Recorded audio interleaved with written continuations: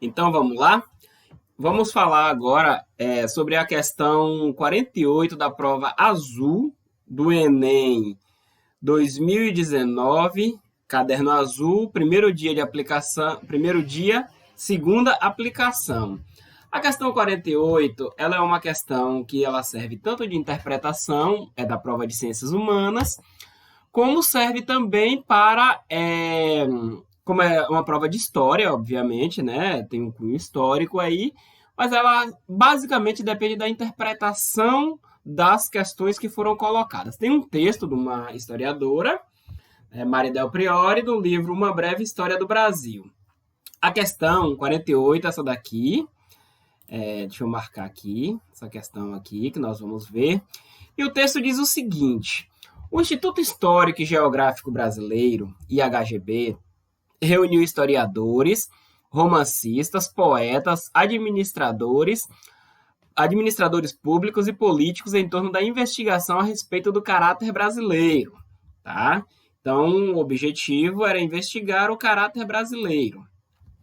Em certo sentido, a estrutura dessa instituição, pelo menos como projeto, reproduzia o modelo centralizador imperial. Tá? Um império centralizador. Opa, vamos apagar aqui. Borrou. O modelo imperial era um modelo centralizador, obviamente, a capital do império, Rio de Janeiro, centralizava o poder nas mãos do imperador e as províncias tinham que dar os esclarecimentos necessários, tá? Bem, vamos lá.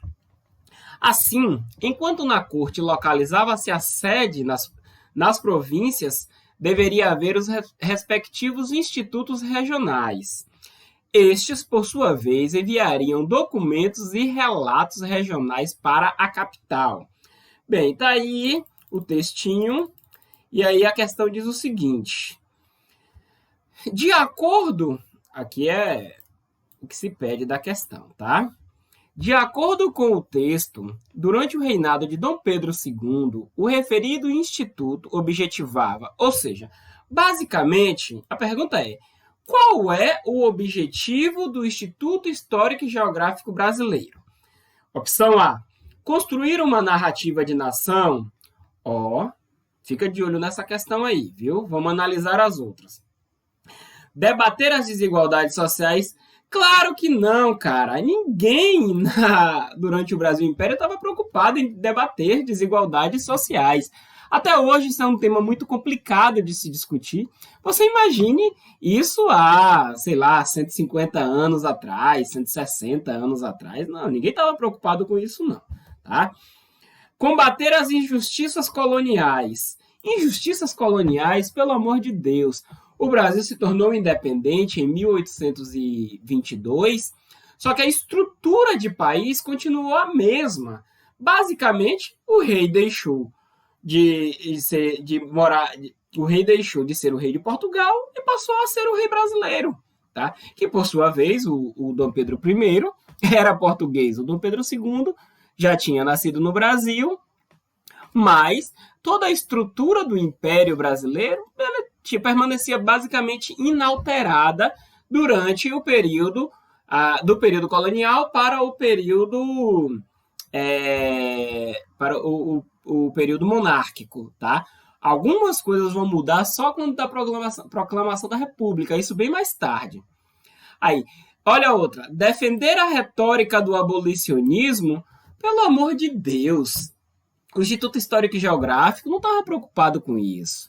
Pelo contrário, como diz aqui, que ele pretendia entender o caráter brasileiro, e naquele momento a escravidão fazia parte da estrutura brasileira. Não era algo independente, não era algo horrível para aquele momento.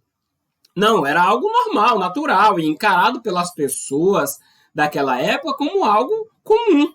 Tá? Umas poucas pessoas, uns poucos intelectuais e, claro, a maioria das pessoas negras deveriam ser contra a escravidão.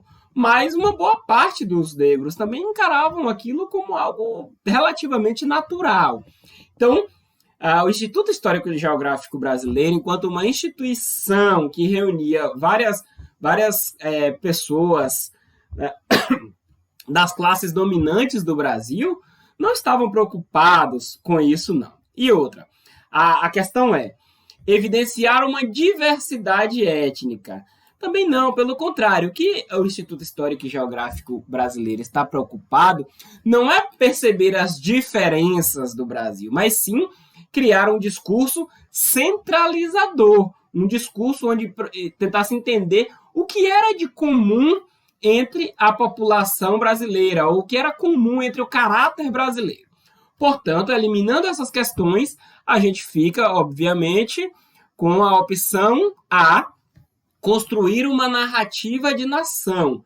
O Brasil tinha sido recém se tornado independente de Portugal e precisava de uma ideia de caráter nacional, de uma criação de uma identidade nacional.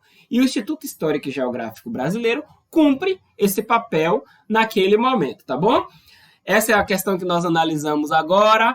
Curte aí e depois a gente dê uma olhadinha lá que a gente vai ter outras questões para a gente analisar, viu? Um abraço e até mais.